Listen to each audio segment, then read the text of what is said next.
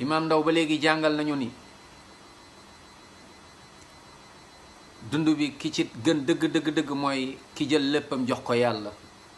allahu akbar. ndax kat moom mooy trésor boo xamante ni du jeex ba faw. ñi ko xam dëgg-dëgg nettali ni ku doylu woon la. daanul daw ci ginnaaw nguur, daanul daw ci ginnaaw àdduna, téewoon ngoram, téewoon diineem, mu nekkoon priorité am ci dundam.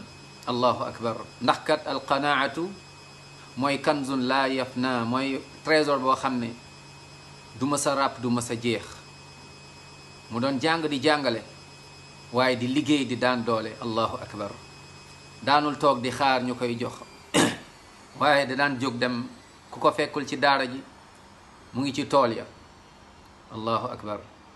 allahu akbar. di dund xadis boobu yonent bi alayhi salaatu wassalaam bi wax naan loxo bi ci kaw moom moo gën bi ci suuf. donc doon ñaq. allahu akbar. waaye nag nekkoon ku muñ sax. te muñkat yi yàlla daa kontaan ci ñoom, bég ci ñoom. yàlla ba muy wax yonent yàlla ayub, yàlla natt ko mu feebar lool alayhi salaatu wassalaam.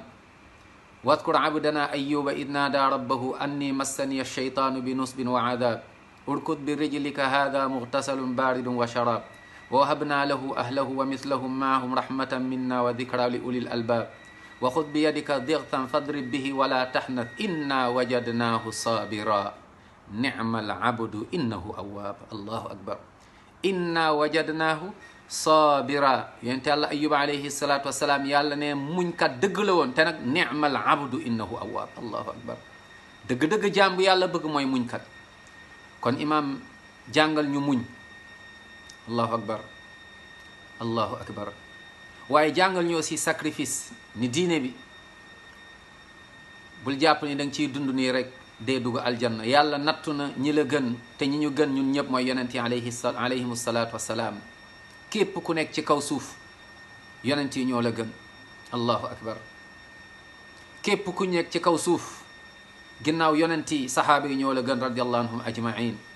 la ilaha illa allah. waaye jàngal ñu ni ndekete dañuy dund moom faw ñu nattu la. ndax soo bëggee dem aljanna alif lam mim ahasiba annaasu an yutraku an yaqulu amanna wa hum la yuftanuun.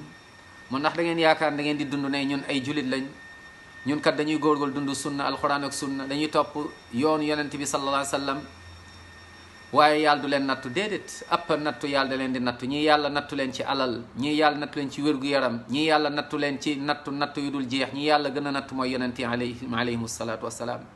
te yàlla saa yu la nattoo nga muñ mooy da lay yëkkatil daraja, jegeel la yërmandeem, soril la mbugalam, waaye jegeel la ba dugal la biir aljanna. yàlla na yàlla yërëm imaam Ndaw dugal ko aljannatul firdawsul aala. njaboot ji mu bàyyi ci ginnaaw yàlla def yërmandeem ak barkeem, yàlla def suturaam ci ñoom ba duñu mës a tiit, duñu mës a jaax. allah yaxaafu wala yaxzanu. li mu bàyyi ci ginnaaw yàlla borom subhaanahu wa taala teg ci loxoom, sàmm leen zahiran wa batinan. waaye ñun ñëpp ndeysaan bàyyi nañ ci ginnaaw. nañu jàng ci moom. bokk na li ñuy jàng ci imaam Ndaw lu mu ñu jàngal ba mu fi nekkee waaye ba mu fi jógee tamit ñu gis ko, mooy ndekete dëggu rek moom moo am solo. xool leen mbooloo mi nga xamante ni ñoom ñoo ko topp ba mu fi nekkee waaye ba mu fi jógee it. allahu akbar. mu nekk yaakaar bu rafet. yàlla borom sant taala yàlla bu mu tas yaakaar. yàlla na ko yàlla yërëm dugal ko aljannatul firdaws al aala. mu nekk fag yonent muhammad sallallahu alayhi wa sallam.